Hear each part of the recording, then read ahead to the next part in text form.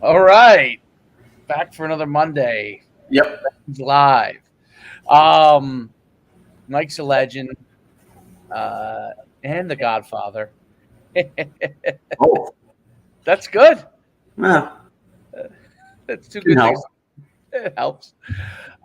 Before we get rolling, I want to make sure we talk about obviously our number one thing that we're doing. We've been just crushing this, both me and Mike Farrell, on just doing these prospect promos, and the results have been tremendous. Everyone's really enjoyed them. The reach has been magnificent. If you have a chance to check out, go to myfootballcamps.com/D1 or NUCsports.com/D1. You'll see all the information on there. We're even starting to add. We'll even add more of our videos on there that we're doing. But it's dynamic, and it is helping guys get noticed. So check that out. That's real important.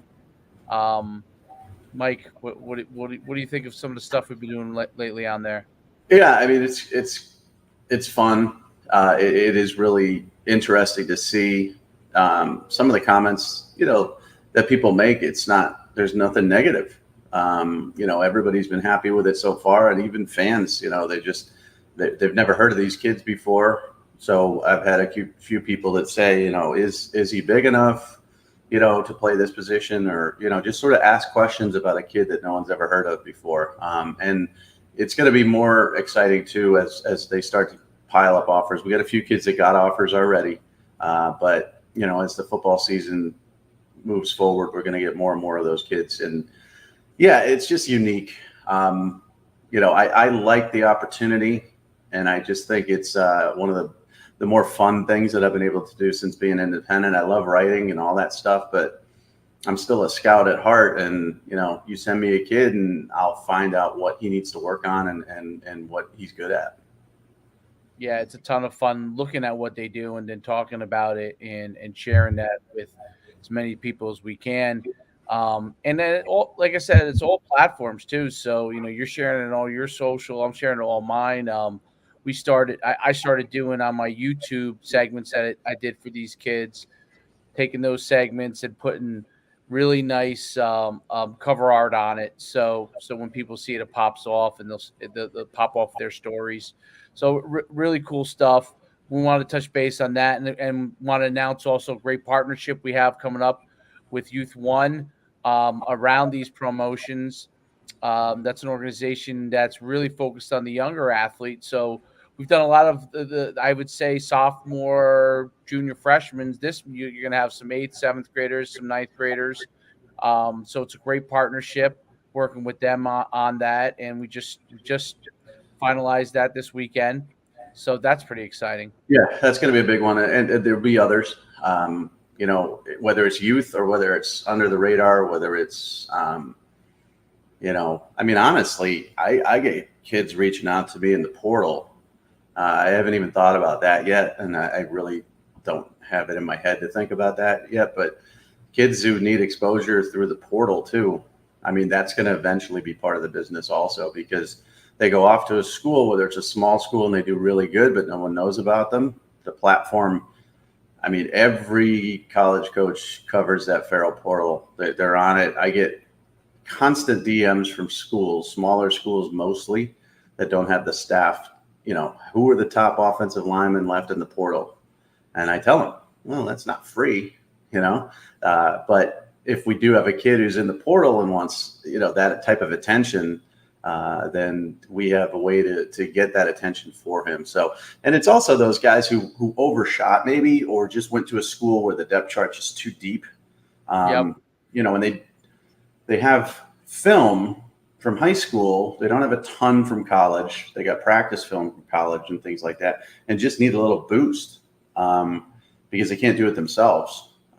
So they reach back to their old high school coach to try to help them. But, when a kid was being recruited heavily out of high school, and he's in the portal, it's a completely different story. That high school coach is no longer getting his phone calls picked up or his text messages responded to, because his kid isn't, a 40 offer kid that they're trying to recruit for 4 years. Now he's in the portal. and maybe they don't care why he's in the portal, but they should. So that's another area I think it's going to crop up too. But the partnerships are just going to start rolling in, and I think that's exciting too, because I want more of these. I want to get behind. Right now, I got a good steady flow. I want to fall behind. Yes, right. Absolutely. That's a great place to be. And, for us, we have our big camp of the summer that comes up, our top prospect camp. We're going to be working with a few colleges now on that. So in the past, we've always stayed out of that realm, but there's a few of the FCS and D2 schools that are going to want to work with us on that. So that'll be pretty cool down in Savannah, Georgia. And that comes up in July. So, all right, let's get to some of the meat and potatoes of what's going on right now. What would you rather start with, your list? Let's start with Arch. Let's go to the running back after. Let's start with Arch because it's done. It's finally over, so we think. I mean, he still could decommit, but he chose his school finally, and it was, I forget what day it was. It was just I think it was Friday. It was a very laissez-faire, hot, sunny Friday, slow news day, and then all of a sudden my phone started blowing up, and it was Arch to Texas. And we talked about it last week. His teammate was committed there on the same visit Arch took. So the strategy, I believe, that was in place was if Arch commits with his teammate, no one's going to care, and they're all going to think he's a throw-in. If Arch committed before his teammate, less people would care. So you let your teammate have his sort of moment in the sun, and then a couple weeks later you decide to announce. And I think it's a good fit. I will say this: there's 3 schools that were involved here: Georgia, Alabama, Texas. All of them win, and I'll tell you why. Alabama wins because they don't have to deal with the Arch Manning madness. And I'm not talking about the family. I'm just talking about Saban and Manning. Every time Arch Manning throws an incompletion, they're gonna do a side by side of Saban and Peyton, like on camera every second of every day because they're such big personalities. Kirby Smart, he doesn't need that Manning headache. There's a lot of attention and pressure that comes with that. And he already sort of mismanaged and fumbled the Justin Fields situation and still came out on top of the national championship. He doesn't need that. Texas needs it. They need this bump. They got 5 commitments since Arch committed last Friday. Sark needs this bump. He needs this sort of juice in the recruiting world. So everybody won here. Yeah. And his tight end, I think, is Will Randall, right? Is that who committed to Texas too? So good player. Good player. I mean, some places have him as a 4-star. I think he's a 3-star. I think he's I think he's not quite Texas. I don't think they would have taken him had it not been for Arch, but a good player for sure. Well, I think that definitely helped in the recruiting process because that's his favorite target and obviously good friends. So nowadays I think that's even. I mean, it's always had an impact, those kind of things, but definitely when you have one teammate that's going there, you saw it with the Michigan State wide receiver last year. Transferring, I think it was transferring in the quarterback. They had that connection. They were teammates in high school. And so those are the kind of things that I think you'll see a little bit more of that, I think, going forward, just because players are a little different now, the comfort level, and they want to have that certain level of comfort. What I thought was interesting. So a couple things. I saw something that Arch is going to still visit a couple schools besides Texas, right? And that so I thought that was interesting. Some people were like, what does that mean, right? And then the other thing is obviously the Quinn Ewers situation. Even though by the time Arch is ready, Quinn Ewers, if he's doing great, may already be an NFL guy at that point. So what do you think about those two things? Well, first of all, I don't think he's going to visit any place else unless Sark gets in trouble. As far as job security, if the season is a disaster, then you're going to see him looking at other places. And I don't think there's any outside programs. LSU was mentioned, Florida was mentioned as outside programs that might be of interest to him. I don't think that's the case. So I'd be surprised if he took other visits. And if he does decide Texas isn't the place, Sark's under, fire and under pressure, I think he just goes to Georgia. But the June commitment, there's two sides to that. It was like, okay, we can't wait because we're not going to get this recruiting bump if we wait. But we also commit in June to a school that last year lost to Kansas and everybody wanted Sark gone. So it's a tough balance, but they got 4 offensive linemen to commit in the last week, a wide receiver as well. And that's the important part about this commitment, is to get this 2023 class as strong as possible so Arch can have that success. Now he's going in as 2023. Let's say Ewers beats Hudson Card and plays this year and then plays in 2023. That arm, forget it. I don't care. You can have an average career like, I'd say Matt Stafford had an average career at Georgia, right? Didn't set any records. And that arm's going to get you drafted in the first round. So I think 2022, 2023, Quinn Ewers gone, and then Arch takes over after that. But the first question I got was, is Quinn going to transfer again? No. Arch Manning is going to be a senior in high school when Quinn Ewers is playing this season. If he can't beat Hudson Card, yeah, he'll transfer, but not because of Arch Manning. I agree with that.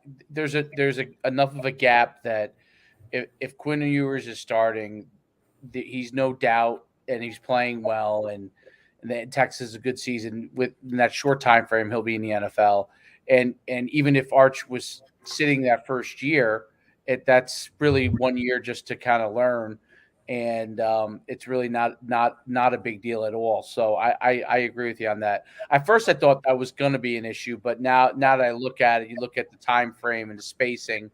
If they're back to back, yeah, that could be an issue, but they're not. Right. So not really going to be an issue. So I think that's really. I mean, that was the hottest news by far. Yeah. And I want to talk.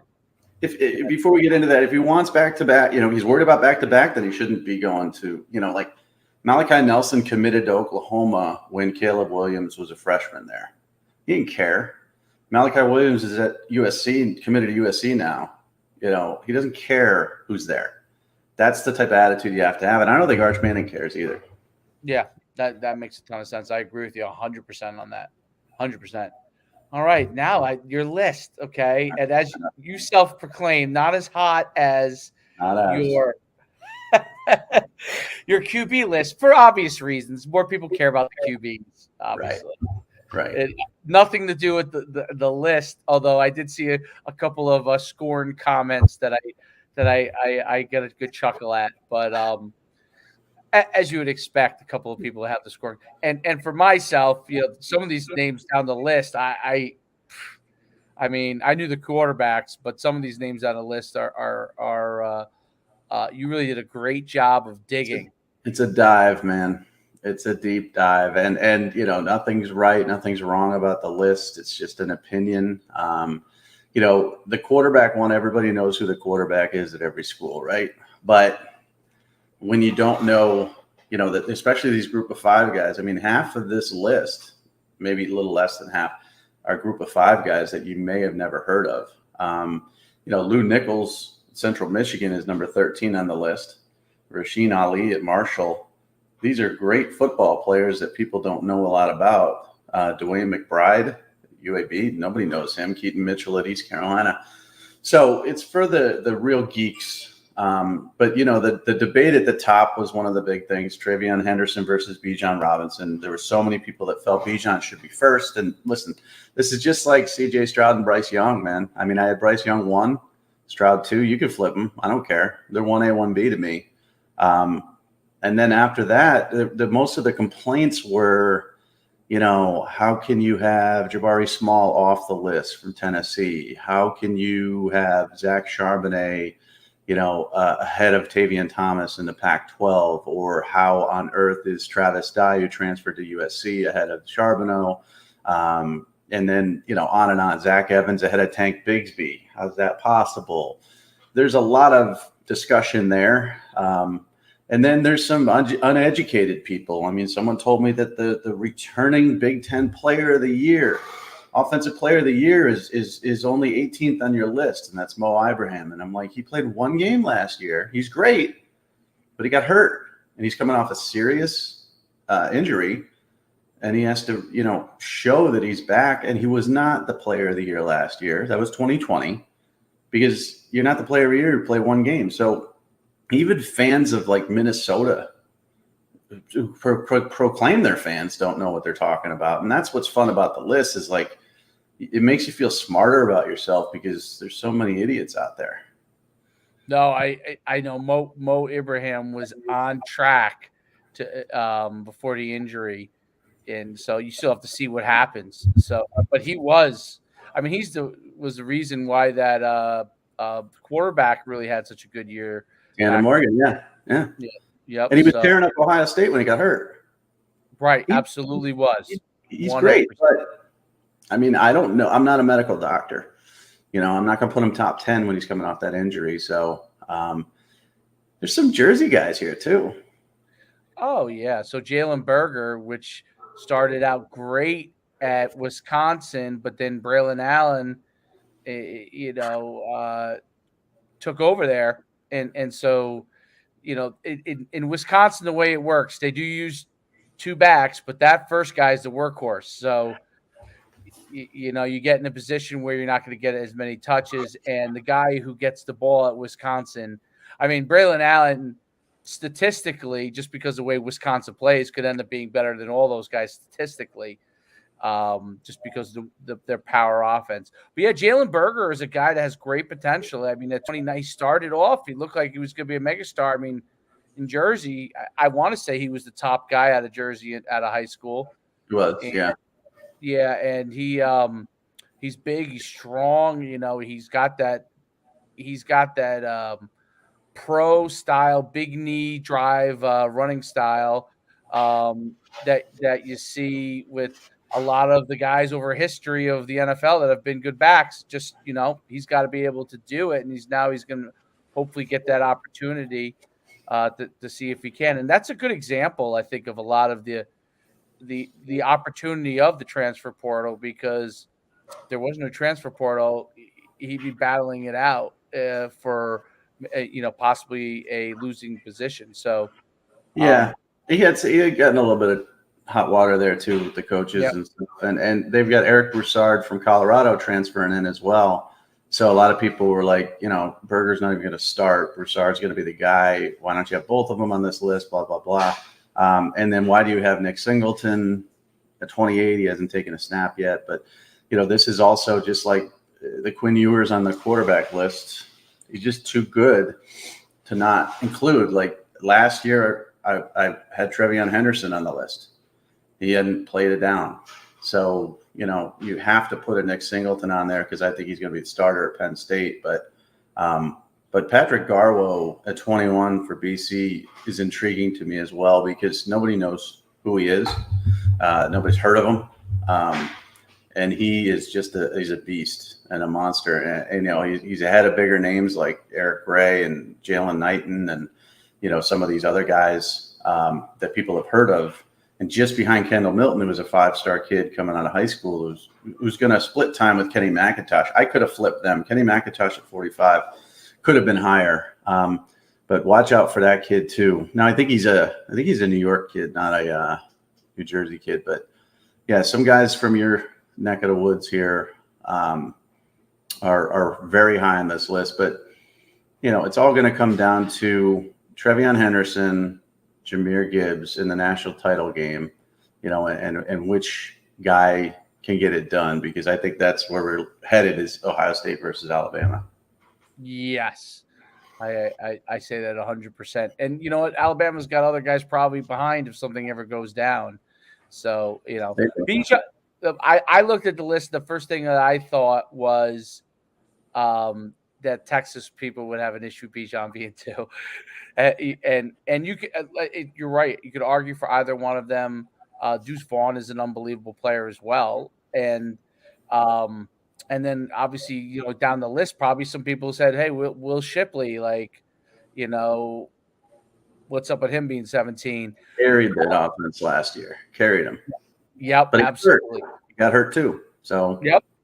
Well, here's what's interesting about Garwell. The system is a big deal, and John McNulty, being the offensive coordinator at Boston College now, the new offensive coordinator, he was the offensive coordinator when Ray Rice was the running back at Rutgers, when they had all that kind of pound the ball stuff going on. So that's a guy that could end up having a ton of yards in that kind of system. He loves to use 2 tight ends.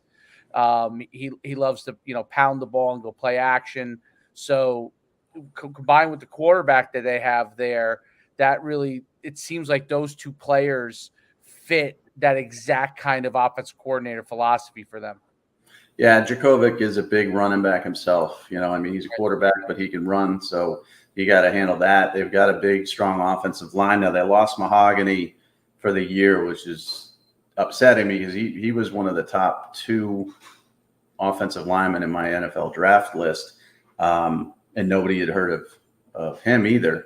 So that's a big blow to them. I mean, the good news is he's already said that he's going to rehab and come back. So he'll be there for the 2023 season. But BC is going to have big physical offensive linemen. They're going to run the football. 2 tights, as you mentioned. This isn't going to be the Andre 2000 year of Andre Williams, where Adazio just always ran the football. I mean, Ryan Day was his offensive coordinator. I mean, he couldn't get a pass play called.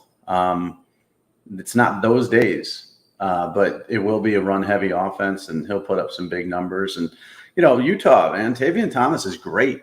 I think he had 16 touchdowns last year or something. He puts the ball on the ground a little too much. Chris Rodriguez at Kentucky's great. He had some off-field legal issues this summer. The reason Tank's 12 is because I think his backup, Jarquez Hunter, is better. It hasn't played out that way yet, but Jarquez Hunter at 44, he's going to shoot up this list if he's healthy, but he's coming off a knee injury as well. So just so many question marks. And then Sean Tucker, the Syracuse guy, gets no attention.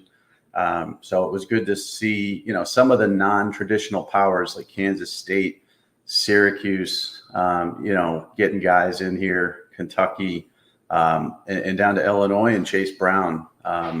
There's great running backs everywhere. This took a lot longer than the quarterbacks in my mind, just to dig through, who's going to be the guy, who could be the guy, how do they set up their offense, will they split carries. Quarterbacks was a little bit easier because there's one, but as you see at the end, I've got 2 guys from the same team at 49 and 50, and I just threw my hands up and I don't know, you could flip them. That's the App State kids? Yeah, they're both really, really good. And, I mean, there's a lot of teams with multiple running backs, that could have been included in here. Michigan has Blake Corum and Donovan Edwards in here. Tyon Evans at Louisville, but they've got 2 other really talented running backs there.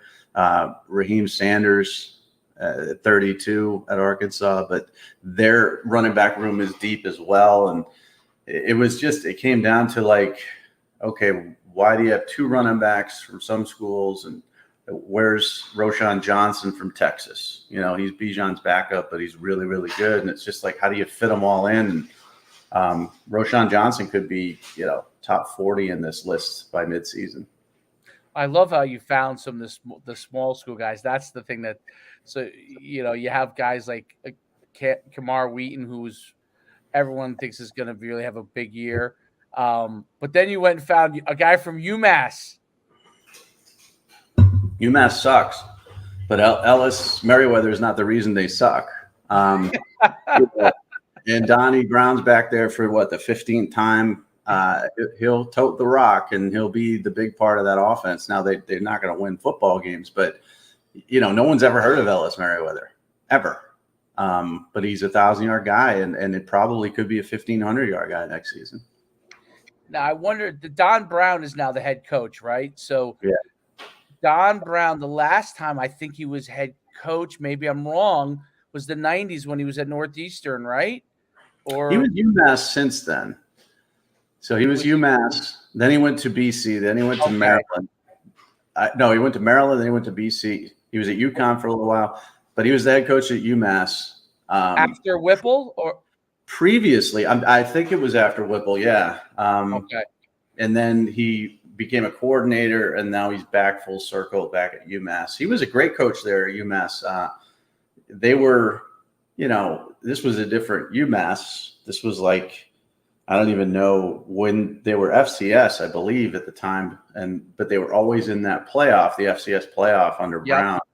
And they ran the ball very well because he's an old school, defensive coach, but he's also a ball control guy and control the clock and all this other stuff. And so Ellis Merriweather is going to get a lot of carries there if he stays healthy. And again, this is the other thing about these running backs. I mean, last year Mo Ibrahim, heading into the season, was clearly a top 10 back, maybe top 5. I can't remember, and he gets hurt game 1. And they had so many, Marquise Irvin's a guy who transferred from Minnesota to Oregon, part of that deep running back room that Minnesota has. And he's not on this list, but he could be a star because Oregon lost, Dye to USC. Verdell went to the NFL. I mean, they need a guy, and Marquise Irvin could be that guy and could be as high as, top 25 on this list by midseason. Absolutely. There's no doubt about it. Great list. I mean, Frank Gore Jr., Chris Tyree, which is David Tyree's son, I'm assuming. The fun part about this was that some of the running backs actually jumped in and commented. They did? Yeah, like Cam Peoples did, and he's like, thankful but underrated. Frank Gore Jr. chimed in, thankful, but I'm going to prove people wrong. And it's really Keaton Mitchell jumped in. It's not, the small school guys that get no attention jumped in, but Frank Gore Jr. There's nothing to prove wrong. 42 in the country at a school where you don't get any attention. Your last name is Gore, yes. Your dad's an NFL Hall of Famer in my mind, but 42 is still pretty good. But the hunger that you see from some of these guys, Rasheen Ali at 16 also chimed in. They want to be great and they want to be known, and that's the fun part about the draft too. Is like none of these guys. Bijan could be a first rounder. Trevion the following year could be a first rounder. Everybody else, I don't see. At first round, too. Maybe Braylon Allen, but, it's – so you got to be that second, third round guy, and it could be from a small school. A lot of them are from small schools. There's no doubt about it. First round is very, very – you might get one. Now, I mean, nobody's – I don't see the value in even taking, running back at – that first round, or unless you're going to do it late in the first round, just because of the fact that there's so many great running backs, and at the NFL, they have a specific role most of them fill in the offense, unless you're on Tennessee with Derrick Henry or something like that, but they have a specific role. They've got to be able to be, most of these guys are 2-down guys. This running back's in on the first 2 downs, and then third down, someone else is coming in. Very rarely are guys in for all 3 downs. Well, look at the guy taken high too. Saquon was taken high. He's had injury issues. Leonard Fournette was taken top 5. He's good, and now, but he's playoff Lenny. He didn't, wasn't top 5 caliber pick. Christian McCaffrey's battling injuries. Ezekiel Elliott looks like he has no gas in the tank already, and he was just paid as the highest paid running back 2 years ago. The running backs, they wear out and injuries are an issue, and that's never going to change. So a lot of people put draft capital in running backs, and it didn't pan out for them. So now they're cautious. Now, again, a Bijan Robinson, so special, could be a top 10 pick. Same with Trevion. But the other guys got to hope to slide in the end of the first round. I have a question on that. I wonder, is it because they share roles more that they're not as I just think back to when we grew up, right? Small guys like Tony Dorsett carried the rock a million times, right? I had Eric Dickerson, Herschel Walker, all these guys, Barry Sanders, Marshall Faulk, Emmett Smith, Marshall Faulk carried it a million times. Why they're wearing out in the same time frame that the old, you go back to Earl Campbell and Jim Brown. they wearing out in the same kind of time frame, maybe earlier than those guys did, but with less carries. I wonder why that is. I think it's cyclical. You do get your workhorses like, Derrick Henry he was a second round pick, and he got hurt this past season. I mean, every running back's going to get hurt. The interesting part about it is you mentioned some of those guys in the 70s that had shorter careers, Earl Campbell with knees, and Jim Brown was by choice, Gale Sayers was by choice. Now they're getting hit. Like Rashawn Gary's a linebacker, okay? 6'5", 290-pound linebacker. And that guy's coming at you in space. And now they're getting hit. And they're getting hit low. And it just crumples you. I mean, you weren't getting hit. Tony Dorsett was never getting hit by 6'5", 290-pound guys with a 8-yard running start. He was getting hit. And maybe being little helped him. And he was resilient and lucky. But I just think that the size and speed of these defenders, like you see at the combine every year, these guys just get bigger and faster. It's scarier looking. And if they hit you in the open field, you're going to get leveled and hurt. I mean, it's just, there's no way not to when every linebacker's 260 plus. And the weak side guy could be, 265 and a guided missile. I think that, and then if you get into the secondary, there is no DB they're trying to hit you up high. They all chop at your legs. So that has to wear on you a little bit too. You're not getting hit with the same velocity that a D-line or linebacker hits you, but they're chopping at that. I mean, that's what they're taught. Like, go low, take him out. Well, these guys are so big and they run with such great leverage. Even Christian McCaffrey is a smaller back, is very difficult to tackle high. You're not going to go to Derrick Henry high. You're certainly not going to go to Leonard Fournette high. Saquon Barkley with those tree trunk legs, you'd think high would be good, but it's not. You go ankles and knees, and you're not trying to hurt them. You're just trying to get them down. And there's a lot more launching tacklers than there used to be formed. Back in the day, form tackle was important. The Jack Lamberts of the world, I mean, it'd square you up and wrap you up. Now it's just guys diving around. And if they hit you, great. If they don't, someone else will. And they're all diving low. But I think it's cyclical. I do think, for every Saquon that's had, injuries early in his career, there are, Adrian Petersons, right? Have long careers and Hall of Fame careers and have injury. He missed a whole season, with an ACL, or part of a season and rehabbed real quick. It's just cyclical, and the NFL's cyclical about it too. I mean, they're willing to take as recently as 3 years ago, a running back in the top 5 if he's good enough.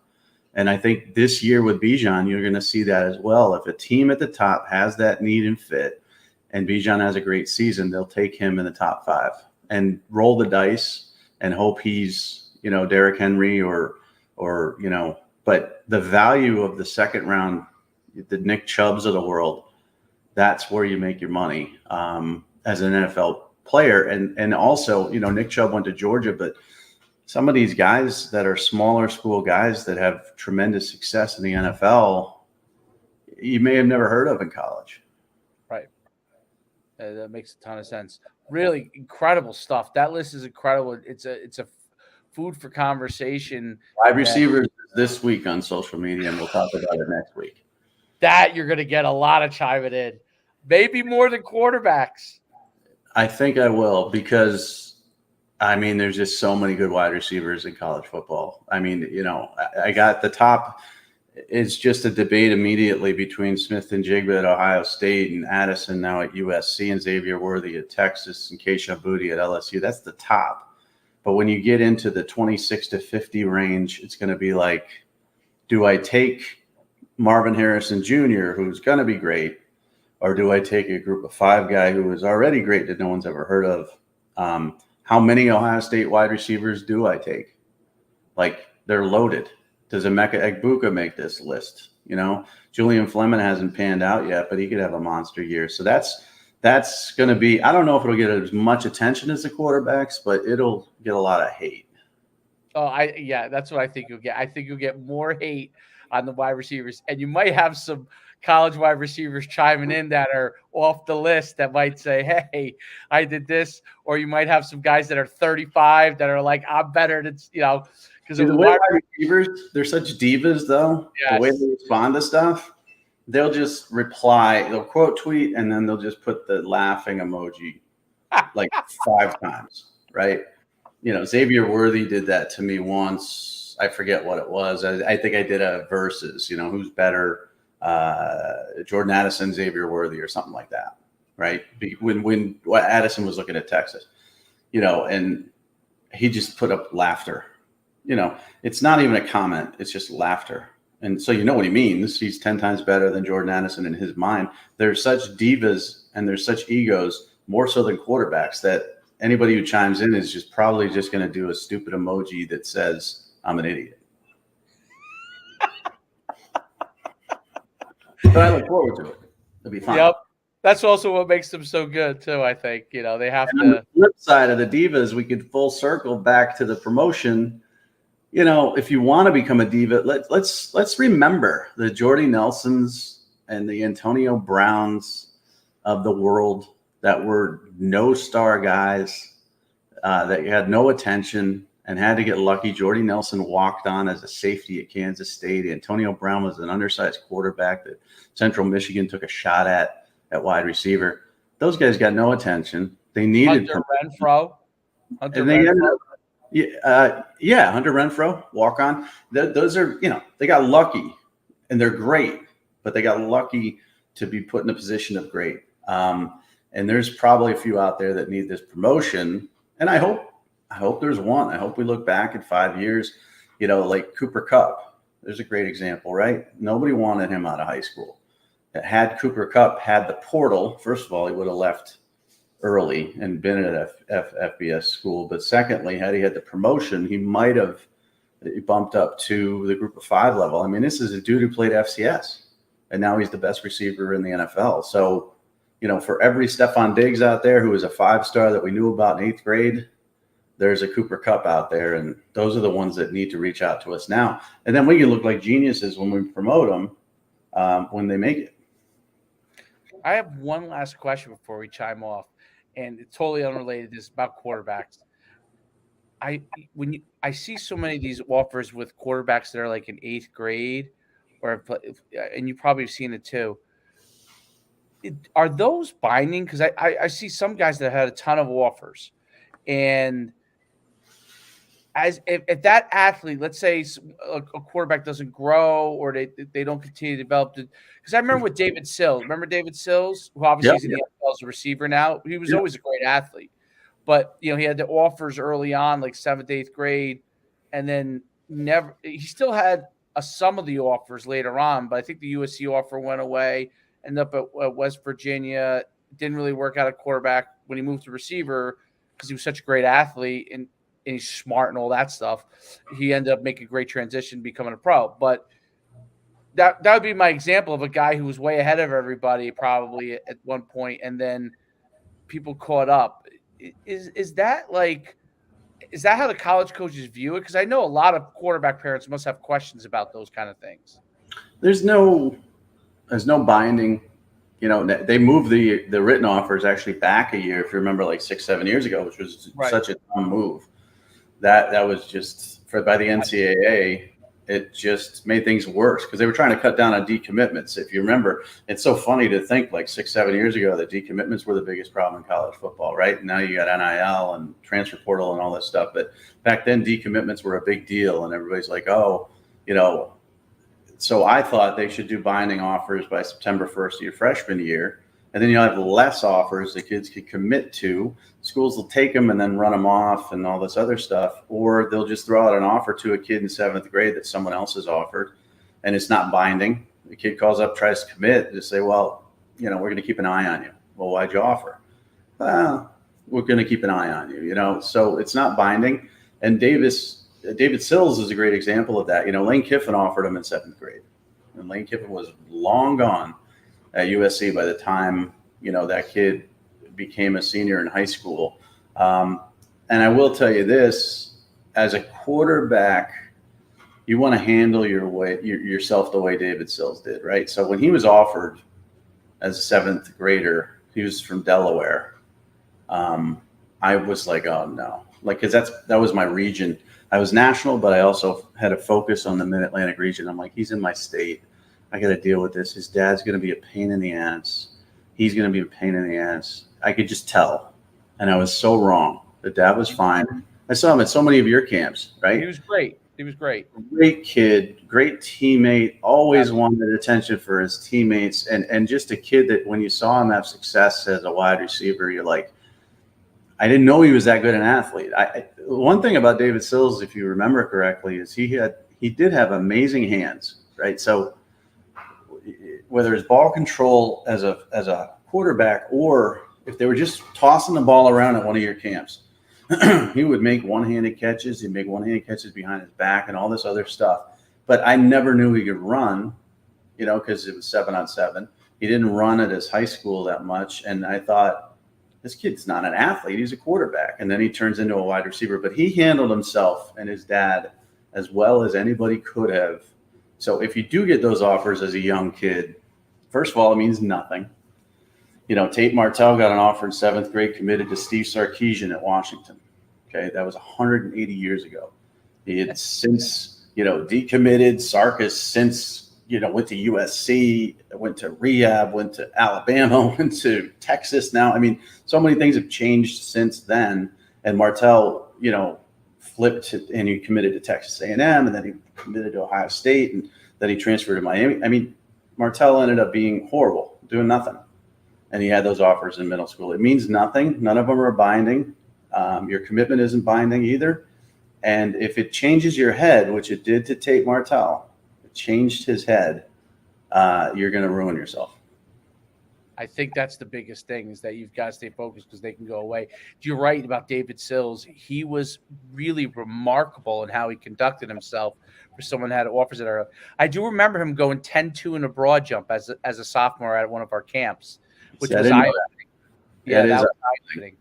That's crazy. And you remember, I mean, I don't think he ever lost.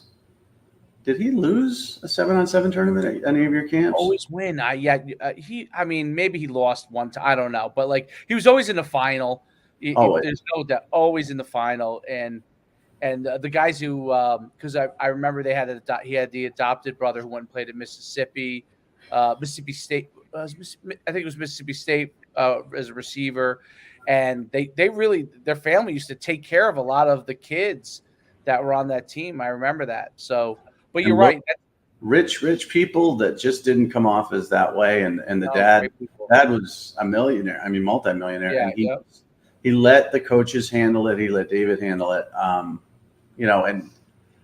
there was a lot of pressure for that kid. I mean, he didn't pan out as a quarterback. He went to JUCO, if you remember, and then nobody wanted him at JUCO as a quarterback. So he went back to West Virginia, and then ended up as a wide receiver. So he's a great story. And wide receiver put up crazy numbers one year, 1,500 yards receiving or something. And unstoppable on that little inside post. Unstoppable. So that's kind of a neat story, and a polar opposite story of a Tate Martell, who's not a bad kid. But he just, he's undefeated at Bishop Gorman, never lost a football game. He was cocky. He was undersized, so that led to a little bit more of his cockiness, and just made bad decision after bad decision as to where he should go and who we should play for. And now he's the guy that you put out a ranking on a kid who may be 5'11" as a quarterback, and he's going to suck like Tate Martell, and that's what Whereas the opposite is if a kid moves from quarterback to wide receivers, he could be successful like David Sills. Just polar opposite trajectories through the career. Yep. Pretty awesome. All right. Well, like we've talked about before, check out myfootballcamps.com/D1 or NUCsports.com/D1. We got a great new partnership with Youth One. So a lot of the athletes that end up coming through to different programs. A lot of them start at Youth One, so it's a great time to talk to them. Also, at MikeFarrellSports@gmail.com, I have a dedicated salesperson now. So if you do email me at MikeFarrellSports@gmail.com, you're going to be put in touch with somebody who's going to communicate with you. And then if you decide to purchase the program, then you'll be communicating with us. But you're going to get a little, because we get a lot of them, and sometimes you can't put the personal attention on each one of them. So I do have somebody who's going to handle that. And I've known him since I was 10 years old, trust him.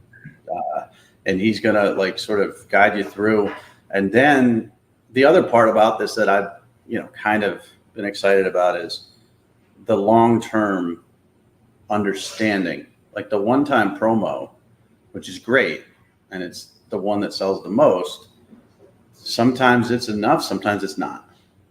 And you got to regroup and look at it. And so we've had a couple of, quarterbacks that have gone from 1 time to 6 months, and we get to spend a lot more time with them.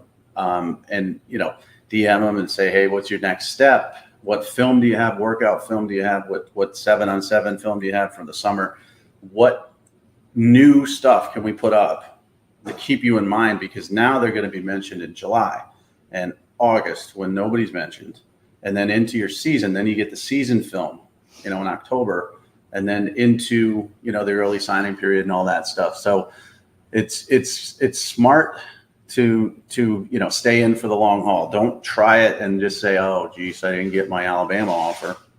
That's not how this works. It's constantly keeping your name in the news and keeping your name up there for people. And even after you sign with an FCS school or maybe a smaller school than you want, with the portal, you got to keep your name out there.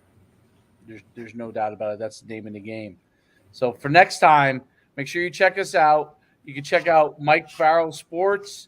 Okay, he's on every social media platform. You can go and find him there. You can find me at Coach Schumann. And listen, you type it into Google. I mean, you type those 2 words into Google, you'll find us. So if you're not navigating, you type that and you'll easily find us. And we want to help you. Want to get you in a good position. We love doing this stuff every week. We give you a little excitement of what's going on in college football and recruiting, and let you know the things that are out there to give you guys an opportunity to really succeed. Anything else, Mike? I might have jury duty Friday, so say a prayer for me that it gets canceled on Thursday. I've been canceled every time. I've never done it. So it's knock on wood, and because if I have to do jury duty Friday, I could tell you I'm probably not going to do this podcast Monday, and I'm going to have to just pray for me. That's it. Yeah, I've done it once, and luckily they one said day. It was one day. I had to do it one. I think it ended up being 2 days. So we went in there. They picked me. It started the whole process. The next day we came back. We sat there the whole day. They negotiated whatever was going on, and then the following day we came in and we did nothing. The one whole day we just basically sat there. And you can't have your phone, right? I don't remember what it was, but it was probably something like I think it was something like that. And then the next day, this is quite a while ago. The next day they came in, and we were ready to go in for start hearing everything, and they settled, and that was it. We were done. You got lucky. I got lucky. Yeah. And you served, so now they don't bother you much anymore, right? Correct. So it counts as serving. Yeah, it counts as serving. See, I keep getting canceled, but they keep sending me one every year. I don't know. There's no winning. Like if I serve, then I'll end up getting on some sort of crazy murder trial for a year and sequestered. And if I don't serve, they're going to keep coming at me with these. So I chose. They gave me July 1st, a Friday in the heat of July, and I kept it because I've heard that Fridays and Mondays are the days that are most cancellations. So usually I pick a Monday, but I stuck with this Friday. So we'll see.